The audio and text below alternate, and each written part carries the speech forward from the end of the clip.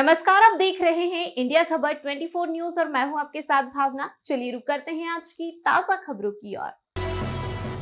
केदारपुर ग्राम में पूर्व जिला उपाध्यक्ष चंद्रशेखर चतुर्वेदी, जनपद प्रतिनिधि सुखदेव पंद्रे, केदारपुर सरपंच पति रामफल मरावी, धूमा सरपंच पति राजेश मरावी के विशेष नेतृत्व में भारी जनसभा का उद्घोष किया गया, जिसमें विशेष मांगों को लेकर आक्रोशता देखी जा रही है। अपने उद्घोष में केदारपुर ग्राम को तहसील बनाए जाने, केदारपुर ग्राम में शासकीय कॉलेज बनाने, केदारपुर ग्राम के प्राथमिक स्वास्थ्य केंद्र को 30 बेड का हॉस्पिटल बनाने, केदारपुर बखारी मार्ग की रोड बनाने और केदारपुर क्षेत्र को सिंचाई युक्त बनाने की आक्रोशित मांग को लेकर जनसभा की गई। जनसभा संबोधन में किसी भी प्रतिनिधि के द्वारा राजनीतिक स्तर को छोड़कर केवल निजी मांगों पर फोकस किया गया। आने वाले विधानसभा चुनाव में इन मांगों को पूरी की जाने की बात कही गई।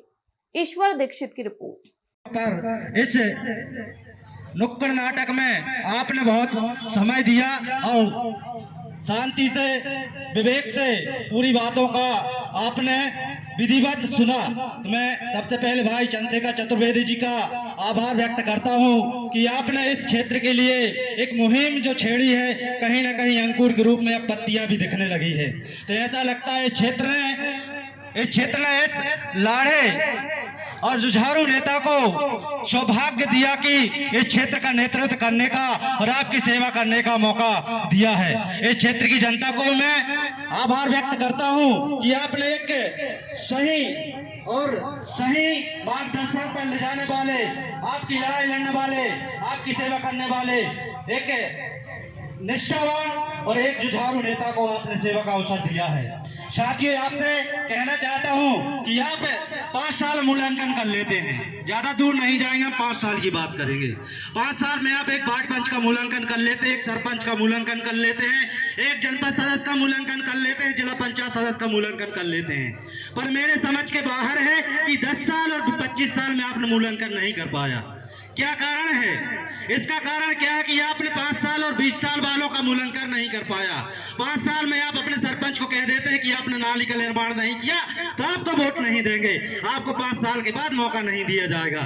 जो 10 सालों से निरंतर आपके बीच सेवा करने आ रहे हैं, उनसे आपने ये नहीं कहा कि आपने इस क्षेत्र के लिए क्या किया, आपने इस क्षेत्र के लिए क्या किया। आप न कांग्रेस वाले से कह पा रहे हैं, न बीजेपी वालों से कह पा रहे हैं। क्या कारण है कि आप अपनी बात उनके सामने रखने में, उनके साथ वार्तालाप करने में, उनके साथ अपनी बातों को रखने में किस चीज का है। इसलिए मैं साथियों में आपसे निवेदन करना चाहता हूं कि अपन को वोट अधिक बिकना नहीं है, अपन को विकास के नाम पे वोट देना है। साथियों, इसलिए मैं आपके सामने ये बात रखना चाह रहा हूं और लगातार प्रयास करूंगा। और मेरे गांव की जनता, मेरे क्षेत्र की जनता ने तो यही संकल्प कर ली है, इस बार रोड लाइट नहीं तो वोट नहीं। मेरे साथियों ने बात रखा है, क्योंकि हम झुकने वाले नहीं है, चाहे वो गोंडवाना वाला हो, चाहे कांग्रेस वाली पार्टी हो, चाहे बीजेपी वाली पार्टी हो। अब हम उनसे यही निवेदन करेंगे और उनको मुंह तोड़ जवाब देंगे कि इस बार रोड नहीं तो वोट नहीं। ये हमारी वादा है, पूरी जनता हमारे साथ में खड़ी है, मेरी गांव की और मेरा क्षेत्र की।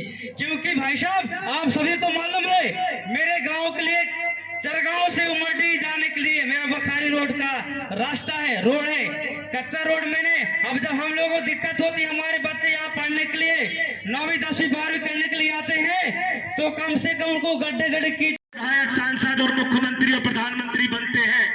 आज की एक एक वोट देश का प्रधानमंत्री, मुख्यमंत्री, सांसद और विधायक बनाती है।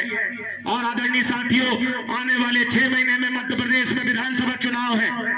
आप हमेशा वोट देते आए, कभी कांग्रेस को दे दिया, कभी भाजपा को दे दिया, कभी गोंडवाना को दे दिया, लेकिन कभी मूल्यांकन करिए कि किसने आपके लिए क्या किया। मैं चुनौती देना चाहता हूं इस मंच के माध्यम से उन सभी नेताओं को जिन्होंने पत्ती कोना कुर्सी पार के लोगों का वोट लिया और 10 साल तक वहां का फूटा हुआ तालाब नहीं बन पाया। मैं चुनौती देना चाहता हूं उन लोगों को जिन्होंने विधानसभा, लोकसभा, पंचायत और जिला पंचायत में वोट लिया, लेकिन दमपुरी का फूटा हुआ पुल नहीं बनवा पाए। 10 साल से ज्यादा हो गया, दमपुरी के बीच गांव में पुल था, बह गया है। आज भी आदिवासी भाई 4 महीने बारिश में इस तरफ से उस तरफ नहीं हो पाते, क्योंकि उस नाले का पुल बह गया है। पर जिन जिन लोगों ने वोट लेकर गए, कभी लोग दोबारा लौट कर नहीं देखा। मैं चुनौती देना चाहता हूं उन सभी लोगों को लोगों का वोट लिया और 12 साल से पत्तीकोना का हाई स्कूल भवन विहीन है। पत्तीकोना में भवन विहीन हाई स्कूल है। आदिवासी क्षेत्र का इतना महत्वपूर्ण हाई स्कूल जहां पे भवन नहीं है, 12 साल से वहां बिना भवन के स्कूल मिडिल क्लास में और प्राइमरी में लग रहा है, लेकिन आज तक वहां भवन नहीं बनाया गया। मैं चुनौती देना चाहता हूं उन सब नेताओं को जो भोपाल और दिल्ली में बैठे हैं। मनरेगा में मजदूरी करने जाता है किसान और 6-6 महीने उसकी मजदूरी खाते में नहीं आती। धोखे से अगर किसी किसान ने मेड़ बनलान या लघु तालाब का काम करा लिया या धोखे से किसी किसान ने कुआं बनवा लिया घर में, तो उसकी तो आफत हो गई। वो 2 साल तक जनपद के चक्कर लगा के परेशान हो गया, लेकिन उसके खातों में पैसा ही नहीं आ रहा। कुआं तो बन गया लेकिन खातों में पैसा आने को तैयार नहीं। तो नेतृत्व तो कमजोर है साथियों। विधानसभा चुनाव आ रहा है, जब चुनाव आए तो आप लोगों से पूछना कि आपको हमने वोट दिया, आपने क्या किया। जो भी प्रत्याशी आए और जिनको वोट दिया है तो अपने वोट की हक से पूछना कि आपने क्या किया और आने वाले समय में क्या करेंगे। मैं कांग्रेस भाजपा या गोंडवाना की बात नहीं कर रहा, मैं किसी के पक्ष या विपक्ष की बात नहीं कर रहा साथियों। लेकिन अगर ये क्षेत्र इकट्ठा हो जाए, केदारपुर के आसपास के ग्रामीण लोग इकट्ठा